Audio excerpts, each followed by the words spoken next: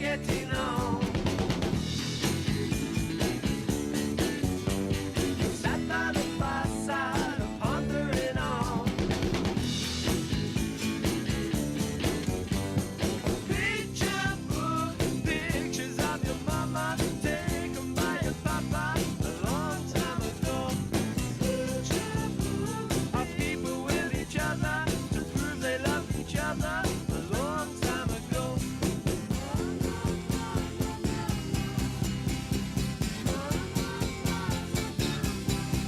Picture book, picture book.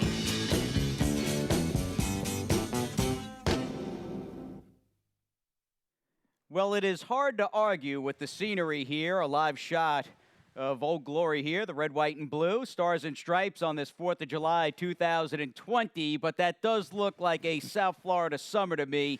Very still outside as we approach 11:05 a.m. on a picture-perfect afternoon here.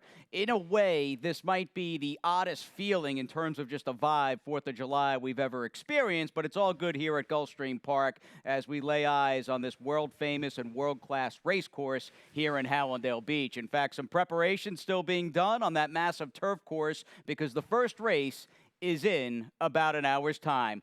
Welcome aboard, everybody, from that outside shot, and a good one at that, to our inside third-floor clubhouse studios view. Jason Blewett wishing you and yours a happy and safe Independence Day 2020. Maybe a little bit of a different feel again with COVID and just the world that we live in and the fact that 4th of July this year, anyway, falls on a Saturday. But there's no time like the present for a day of thoroughbred racing here at Gulfstream Park, and it just wouldn't be a big holiday per se without having a couple of stakes in the mix and a little Ron Nicoletti as well. As we bring you in, Ronnie, A, happy 4th of July to you, and B, it is nice seeing both the Carryback and the Azalea holding down the fort today. Both of those races locally here in GP, they've got a lot of history. They got a lot of history, and happy 4th to you and your family and to everyone out there watching us in simulcast land. So, beautiful day. You showed the American flag, the beautiful American flag, but it was not moving, so it's a sultry day, as you call it here in South Florida. It absolutely is. In fact, it's a little warm here in the studio, though you're the one outside right now, and you'll be joined by horses in about 45 minutes' time.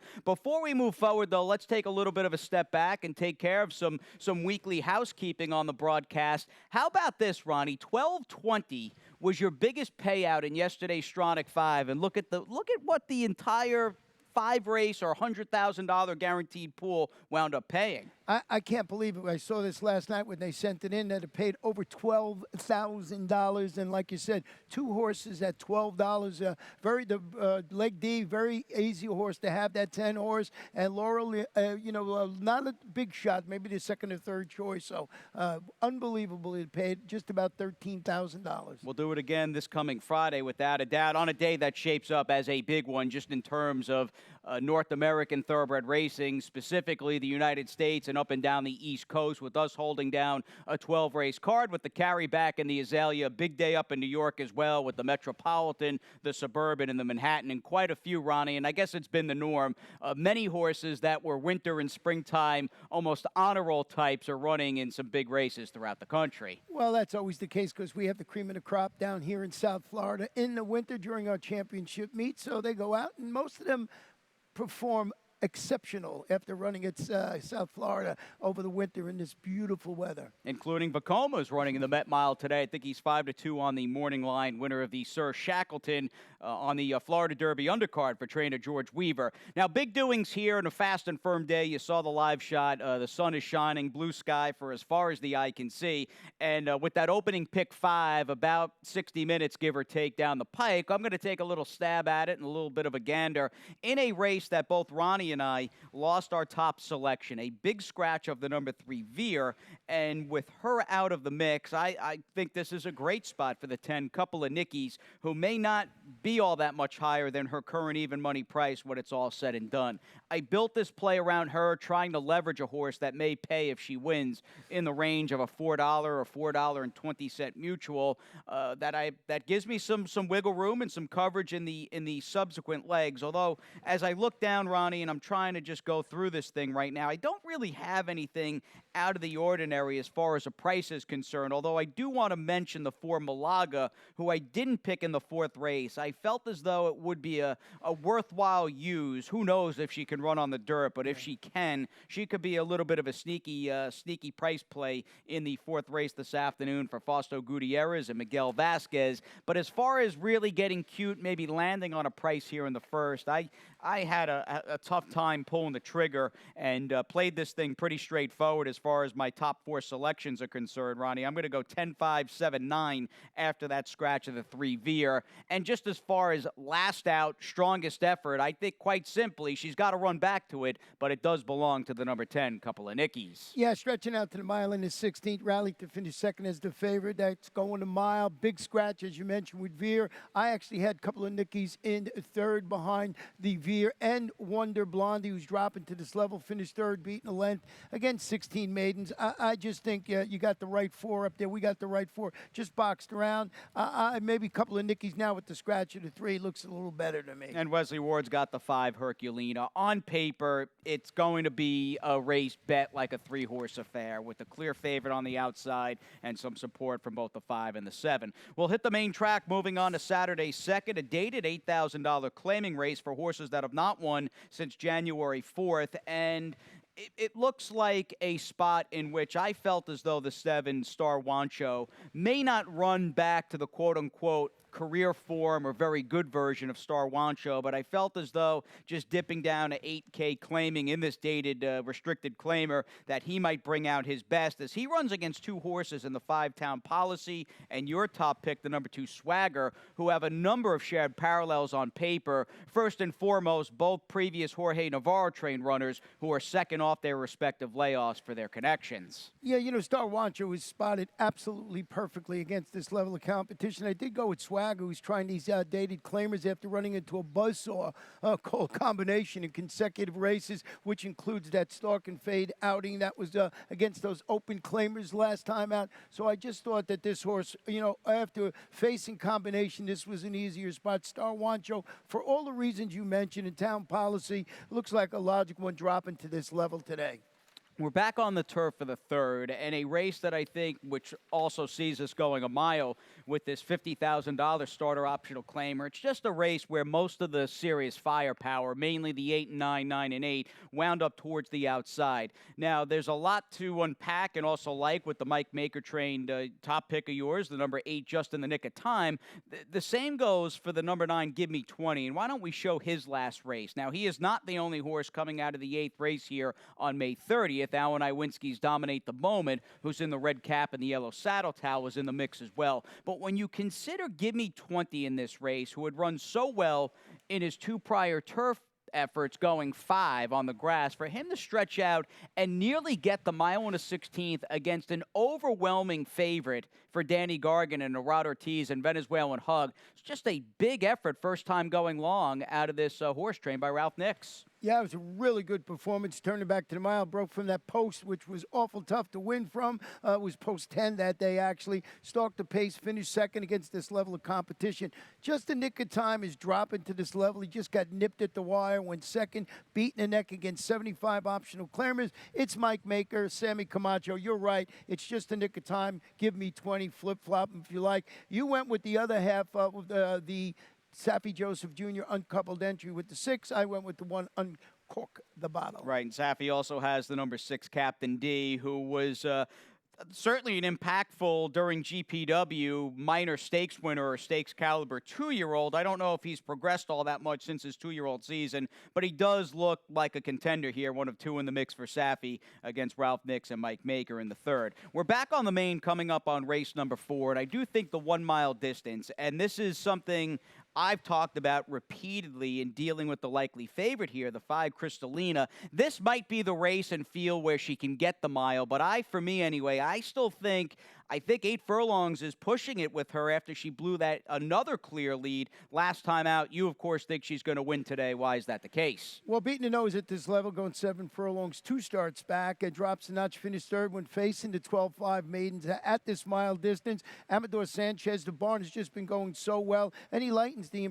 load with the 7-pound apprentice, Mario Fuentes, in the saddle. So I thought with the break in the weight, maybe running okay third last time out. Today is the day this one goes over the top. You have the logical one on top. Let's Go Luna, who's stretching out to the one-turn mile. You rallied to finish third. That was 7. Lionel Reyes in the saddle there. Crystalina might be the better horse, just a straight-up one-to-one comparison, but I think the door might be open. Then maybe if that's the case, Let's Go Luna, the 2, can just kick it down this afternoon in her rematch against Crystalina. And here's the thing. I'm wondering if Let's Go Luna may be the one, because she's really turned things around in her 2 races for trainer Ramon Minguet. It's hard to believe this is the same horse that had run, 11 prior times and was running buyers of like 7 or 15 at a gazillion to 1 each and every time she's raced. But she's improved. And I'm wondering, as she tries a mile, if that moves her up to an extent and moves Crystalina back, if maybe she can get the better of a horse. She's probably not as talented as, but I'm wondering if the distance helps her out today. Well, she's 0 for 2 at the distance. Let's Go Lunar. So, I think it's apples and oranges with both of these. If she gets the distance today, she's right there. I also use Bust Out Lady, who's dropping to the 10 level, for the Mike Lerman, and leading rider Edgar Zayas will be aboard there. But I think the race is between the 2 and the 5. We'll see who gets the distance. Yeah, Malaga's the wise guy horse for me. I mean, she has not lifted a hoof in her 4 races to date. She's got good connections, though, and a spot that if she can run it all in the dirt, she could be a little bit of a surprise for both Let's Go Luna and the number 5 Crystalina. Now, the 5th race today is on the turf at a mile and a 16. Fairly compact cast of this 3-and-up filly mare 12-5 to 10-5 claiming race. Or I say compact cast in the sense that I think most are going to draw this thing up for better or for worse with the 2 that you and I have first and second. The 6 Cactus Kitten, first time out for Maker with Edgard, and the first time Saffy Turf horse in the 8 Swanee Beach, who's trying the grass today as a daughter of Looking at Lucky. Well, I lost my top selection here. I think the 2-to-1 morning line favorite with Lady Larko, who's who I had on top. So I moved up Swanee Beach, who's dropping to the 12-5 level, debuting on the grass after vying for lead, finishing 4th against those 25 maidens. That was going from the grass to a one-turn mile on the dirt. Saffy Joseph Jr., the trainer. You're getting Rajiv Mirage, Cactus Kitten. Just a first-time starter of Kitten's Joy. I mean, Mike Maker, you got to look at that horse. Yeah, in a spot like this, for sure. Now, things do open up, and we're up in class as well. This is a good little undercard race, even with the 2 stakes waiting in the wings. This Saturday 6th is a nice, very competitive Florida-bred allowance optional claiming, going a 2-turn mile here over the turf course. You've got basically a cavalcade of horses coming out of a hotly contested race here, the nightcap. In fact, back on Saturday, or I think it was Sunday, May 23rd. It was definitely a weekend. And we're going to look at that race, including Looking Like a Queen, who Ronnie likes, who's in the white blinkers. She's going to get shut off for a moment or two. She'll recover nicely after steadying. On the outside of hers, the number 3 Ghostly Beauty. And here comes the 6 Dynatown, who may have had, when it comes down to it, the best trip out of all these horses. Even though she had the most to do at the head of the stretch, she was the one that was able to save most ground. But for me, Ronnie, there might not be a lot separating these fillies and mares just in terms of overall ability. But I thought she was finishing the best when she just rolled by Ghostly Beauty and Looking Like a Queen in a real scramble here. It's a very tight race on paper. I'm going to go back to the 6 Dynatown. I really like that last race out of her. Yeah, trained by Mark Cassini, ridden by Hector Barrios today. I just thought she's sitting on a winning performance for the reasons you just shown right there. She rallied second behind that next out, that repeat winner, actually, that they keep Biscayne. Didn't come back to run well last week, but... she had a tough trip, though, in that race, right? Yeah, she did. She really did. But, just pointing that out. So if you're looking at it. But Key Biscayne, I like this horse. I think it's going to have a bright future. But Looking Like a Queen, a reclaim by Rohan Crichton, is departing from an improved post today after breaking slowly from post 11 in that race. She showed rally. Just got beat that couple of lengths when finishing 6th. Had to steady a little bit. Luca Panici in the saddle. I think this horse coming back is going to run well this afternoon. Does the pace of the 9 Yolanda's Pride, or at least as far as her speed, could that be a positive for her? Now, she finished out of that 4-horse rematch, and I opted not to highlight her because by the time we had picked up that race, she was basically on empty, and she started to tire towards the inside. I mean, she was basically on E by the time they hit the quarter pole. Does her speed, though, maybe give her not so much an edge, but could it help her knocking heads with these horses today? Could she get loose or maybe just track in second off the returning number 2 Extravagant Rosie? Well, you think she might be. Trainer Steve Glaceris, Embassy Al Jaramillo, he's been excellent with the speed horses on the turf. That's the connections. This one's got a rebound folly that really well meant second against Similar. That was 2 starts back, then had that stalk and flayed clunker last time out behind Dynatown. So I just think if she bounces back with the speed, and by race 6, we'll know how the turf course is playing. I think it's been fair, but I think if you can get out on the front end and slow them down, you got a chance to do it. And who's been better than MSCL doing that in the last, the whole meet? No, Misael is a top rider, obviously can ride a speed horse much like Edgar Zayas, and that'll be the plot of our forthcoming Azalea Stakes, which we'll get to on the other side of this quick timeout.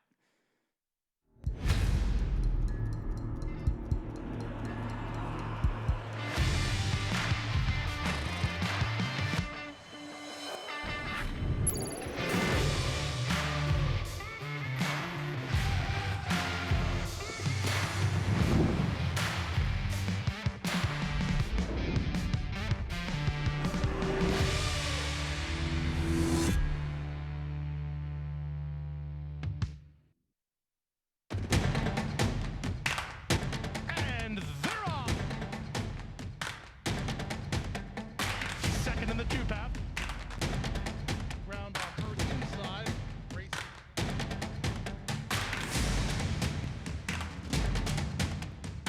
A quarter of a mile to go, and he's 6 yards out. Last of the 12 as they roll into the backstretch.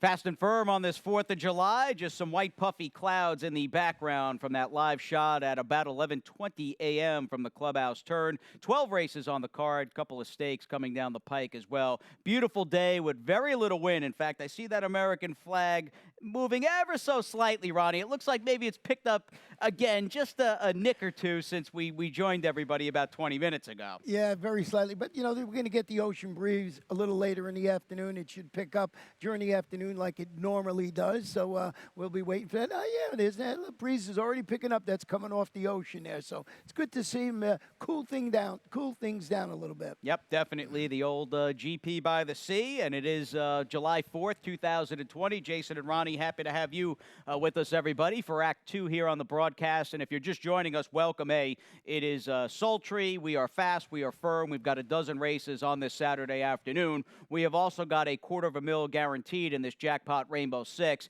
And, Ronnie, you've got a ticket that will turn it over to that regarding a sequence, or in regards to a sequence, that begins with a good-looking maiden special weight. I like this opening leg in Saturday 7th. Yeah, I went 4 deep in here. I was confused. I like so many horses, and I actually like the 8 Mascabroni on top, who's the son of Hard Spun, debuting for Fausto Gutierrez. I really like the workout pattern, but I had to use a bunch of horses, and I didn't want to get knocked down. A couple in there, first time for Wesley Ward. 2 deep in race number 8 with the 2 Picasso Moon and the 10 La Uncondicional. 5, 6 in the Azalea. Bernie's going to be everybody in America's single, I would think, in there, but I'm going to try and beat Bernie today with Don't Get Cozy, but I would not leave Bernie off the ticket. And then in race 10, 3 deep, a pretty competitive bunch with Seamus, 24/7, hot and heavy. And in the carry back, I'm going to use Cajun Brother turning back, and Double Crown has just been so good for Kathy Ritvo, excuse me. And in the last, I went 3 deep with the 2 Dr. Samadhi, Curlingo, and Chill Hayes on my ticket. Stepped it up today, 57.60. Going to celebrate America with a winning ticket. That sounds good to me, my friend. What's more American than thoroughbred racing, and certainly here at Gulfstream Park, absolutely a great piece of Americana. Now, looking at the connections and who's involved here in race number 7, and just as far as this race shapes out and shapes up and even plays out on paper, it's a real interesting, again, eclectic crew of horses where I feel like the horse to beat is probably the two who you left out in Elusive Edge, who got a good figure and ran fine first out in his debut at Tampa Bay Downs about a month ago. He just was second in that race, just chased the winner, Tench, who was a 3-5 favorite. But you've got a couple of potentially key firsters, and you've got two in the mix for the Zayats, who are now with trainer Wesley Ward. I'm curious, I didn't look at this Wesley Ward stat that you pulled. What's it look like? Well, it's just straight out. I was interested because he has so many horses the last couple of days, first time in his barn. So first after a trainer switch. Now this is on the dirt, which you always think Wesley is with the turf. He's just 4 for 19, 21%, 53% of the money, but still a positive return investment. Just seeing over the last few days, he's got a lot of different horses debuting in his barn for the first time. Yeah, I'll be curious how Perlman and both Painted run in this spot. I looked, they're both 4-year-olds. They're older horses that have had not much racing and some lengthy layoffs.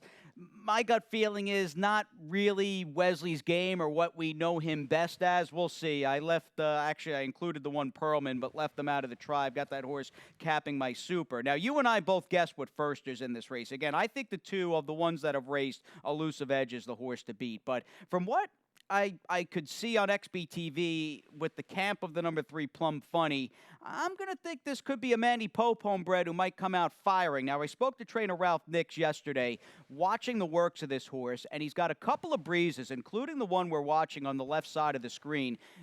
Plum Funny is working in company with a seasoned, way more established, and in fact, Grade 1 place stablemate of his in Shivery. And he'll outwork Shivery to the finish line in this particular breeze back on the morning of June the 28th. And Ralph told me, and Ralph is basically the opposite of a BS artist. He likes a horse he's going to tell you and vice versa. And he said he's trained well, has a good mind on him, and his breezes have been solid and professional. I've trained him to sprint coming up to this first race, and he's ready to go. But I do think he'll be better off once he gets to go 7/8 and beyond. So reading between the lines, I think Ralph is taking this first start kind of in the cautiously optimistic camp. But again, Ralph told me Shivery at times can be a little bit lazy in the morning when he's working out, but still, for Plum Funny to easily outgame and outfinish an older established stablemate of his with this pedigree, I pulled the trigger. Yeah, I just like the work. As I mentioned when I was showing my Rainbow Six ticket, the workouts on Max Cabroni, a son of Hardspun, debuting for Fausto Gutierrez with Lasix, and just a strong morning work tab showing up at Palm Meadows. I got the apprentice Joseph Treos. I just love the way he's been riding. Got the outside draw this afternoon, and that was my thought process. Thought I'd take a shot. Now, the pick 5 begins on the turf in race number 8. There's going to be a massive favorite in this opening leg of the late 5 on this 4th of July. It didn't single the 2 Picasso Moon. He's going to be a fairly comfortable favorite and a race that may just ultimately be played out as a 2-horse affair between the 10 La Incondicional. Now, Birdie is my single in the 9th race this afternoon. Speaking of a massive favorite, she's going to be in odds-on territory, and she should be given her body of work for Juan C. Avila and Edgar Zayas. I've got coverage in the remaining legs, including your Cajun brother, Ronnie, the number 2 in our co-featured 11th. That horse is dangerous today, getting a little less distance, and you'll hear from Mike Yates a bit later in the broadcast, in fact, when we get up to the carryback stakes, and he was telling me Cajun brother came out of that last race with a little bit of rail dust on both his chest and stifle because they rode him so tight, and just a tough trip for him. He's dangerous in that race. Now, in terms of just playing it fairly straight and down the middle, I'm doing just that, and I think you are too, Ronnie, in race number 8 between Picasso Moon, who's going from Navarre to Elizabeth Dobles. We saw yet another one of these horses win yesterday's 9th in Alizé, and the 10 La Incondicional. They look here like they're here, and everybody else is kind of over here. Yeah, the 2 going into Picasso going into Liz's barn, and the 10 La Incondicional cutting back to the about 7.5 furlong distance, prompted the pace last time. Finished 3rd. I thought those were the logical 2. Rohan Crichton, the trainer, with Edgar Prado, handling 2nd consecutive start. Got some scratches to the inside, so the post, not a concern with the number 10. Now, the Azalea brings us a 6-horse field. Antonio Sano had entered 2. He scratched the 3. Addie Lynn, he'll go it alone with your top pick, the 5, Don't Get Cozy, who's probably second choice here when it's all said and done behind the 6 Bernie, who off the top of my head, and we'll go back and look at her last start at 6.5 furlongs, and she was a big favorite in this race, was hounded. She'll bury. She was hounded, but she gets the better of the two We Miss Susie. She leaves her in the dust, but unfortunately, George Weaver had Up in Smoke in the race, who's the 3-horse in that aqua blue cap, who's starting to crank up with that 5-wide sweep off the 3/8 pole. And although Bernie won't win the game face, it was just a good effort in defeat. And I still think, Ronnie, there is a significant gap between a losing to a horse and being game to a horse like Up in Smoke, and with Peace and Love, but encountering the field she's going to meet this afternoon. I'm going into this thing thinking Birdie is just quite simply the class of the field, and I just don't see her having an issue from that post going 7 against this cast. Well, I was just concerned about the 7 furlong distance with her, and I wanted to take a shot with the number 5, Don't Get Cozy, and I'll tell you why. Making her stakes debut for the red-hot Antonio Sanobon after those impressive back-to-back victories, including that open-length score against 75 optional claimers at this niche 7 furlong distance. You get the apprentice riding Joseph Treos without the apprentice allowance, of course, in the stake. I just thought if anybody's going to get Bernie, it's going to be Don't Get Cozy today. And I thought these were the logical two. And as I mentioned with my Rainbow Six, I'm not trying to, say Bernie can't win here. Absolutely would not leave this horse off my ticket. But I think Don't Get Cozy, with all those things I mentioned, has a shot maybe to turn the tables. Only at 7 furlongs. Going 7. Okay, Bernie's got to go out there and do it. She has won easily, and she's run pretty fast, all things considered, at 6.5. Will she be able to go 7? I say yes. Ronnie thinks she's a little vulnerable, but 2 nice fillies without a doubt. And I'll tell you, that 5, Don't Get Cozy. I mean, what a throwback with her, right? I mean, she has thrived on a heavy workload. Already 10 starts this season, 4 wins, 3 seconds. And even looking at her recent win streak of those successive wins, I mean, her last 2 separated by a week and a half in the month of June. It's great seeing a horse that just can thrive with a heavy workload like her. Well, that's what part of Antonio's game. When he gets him going good, he keeps him going good. So we'll see if she can do it. She's got a tall task ahead, but why not take a little bit of a shot? Now, the 10th race is very much about, I think, going in. The dialogue has to lead off because of the big speed and even quality in a relative notion or context to this field. It's about Sir Seamus, and more of a window dressing replay for this gelding by Handsome Mike, who got the ride that he needs. He cannot rate Namisael, who unfortunately is not back aboard today. Sammy Camacho, who I don't have an issue with at all, is riding this horse for Carlos David. But I mean, Sammy's got to understand there's one way to go with this horse. He will not rate off horses. He can't stalk. He needs the lead at all costs. The good news, I think, on paper, Ronnie, he's supposed to play out as the inside speed, perhaps getting away from a dirt horse and Pepe the Hunter early, who's going to be a big price. I see Sir Seamus just wiring the field again, and you clearly do as well. 7-9 for you and I to the hoop. Yeah, he looked like he was just absolute speed in here. The number 9, 24-7, is dropping to this level. He made that 5-wide charge to come within 3/4 of a length of defeating those 16 claimers at the distance. Savvy Joseph Jr., Edgar Zayas. So if someone goes up and looks Sir Seamus in the eye, did this afternoon, and the 9 comes and gets them late. And then I used Hot and Heavy in third, who's trying to make it 2 in a row. Tracked the pace, got up to win by a nose. Thought it was a good performance, maybe for the try or super. 3-year-olds in the carry back are co-featured 11th. And do keep in mind, the Win and You're In, Breeders' Cup, Filly and Mare Sprint Race, the Princess Rooney, and the Smile Sprint, which were the 2 marquee races in our annual Summit of Speed down here around this time of year. They have been moved a bit later in the summer meet. So for now, though, we've got the carry back and the Azalea. And although Bernie, I think, will be tough to beat as a big favorite, you're just not dealing with a horse who, win, lose, or draw, is going to be odds on in this race. And that's a good thing for sure. It's an evenly matched cast, compact cast, but evenly matched nonetheless, of 5. And speaking of the 5, Double Crown is the horse to beat. This Maryland bred has been really good in his 2 starts for Kathy Ritvo, and that culminated with a pretty nice win last time out in the Roar. I had pulled the race here at this juncture, and he's in the Hunter Green cap of Reeves Thoroughbred Racing. Wanted to show just how shifty. It almost looked like this horse had multiple gears where he was able to get pocketed up. It looked like Christian had him just relaxed and in a groove. And there's With Verb, by the way, who's going to just kind of suck up for second in this spot, or third for Larry Bates. That horse is improved, but he's going to need a meltdown today. But Double Crown was able to make the lead here. And I don't know, I think it was probably a case of him waiting on green light go because it looked like he was going to blow that race wide open.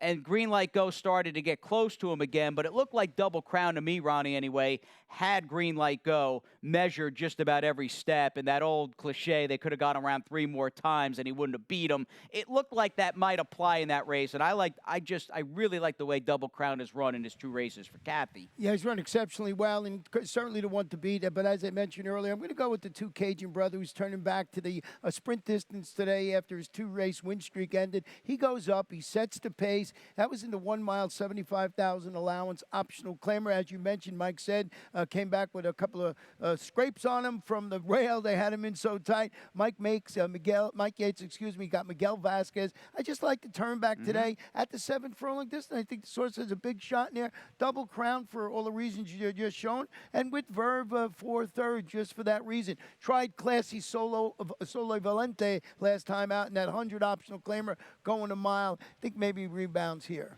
This is a race he could rebound in, but I guess his closing kick is basically predicated on your opinion. Do you think this race just busts apart at the seams? If it's a case where Cajun Brother flies early, can't go 7, and Double Crown doesn't fire, With Verve strikes me as the kind of horse that might just, stay in that first gear and just grind out the win past everybody on the outside. Yeah, he's been there for every dance. He just hasn't gotten it done against. We'll see what he does at the 7 furlong distance. And that's the beauty of these races today. This is when these youngsters, 3-year-olds have to stretch out, try, but they've been sprinting to try the 7 furlongs. Not the case with Mike's horse, but certainly they got 7 is just that distance. It's a tough distance, man. I think it's the toughest distance to win at. I really do.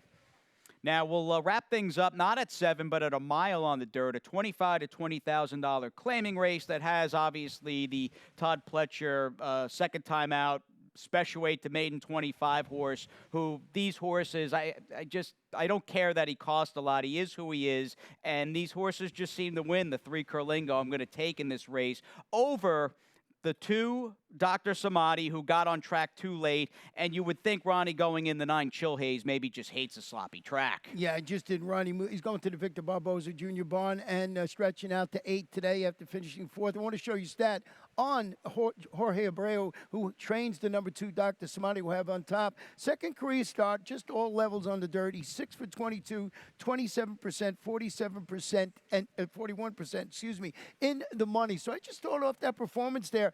I mean, Curlingo, of course, if you bet against these Todd Pletcher type horses, they seem to win all the time. They don't look very good in their debut. No, I know. And they come back and run okay when he puts them in the right spot. Yep, and it looks like Curlingo's in the right spot. We'll see how Dr. Samadi does, who is coming out of a pretty soft maiden 25, but got on track late and was finishing up pretty nice in that race as a second-time starter. And again, you got the Safi to Barboza horse in the 9 Chill Haze, who knows where he stands, but you'd like to go into this thing thinking he's going to run a lot better no matter who's training him because he's getting a fast track this afternoon. Sun is shining. We'll have Ronnie and myself with you guys all day long. We appreciate it, and we'll send it up to Pete Aiello for those 4th of July scratches and changes.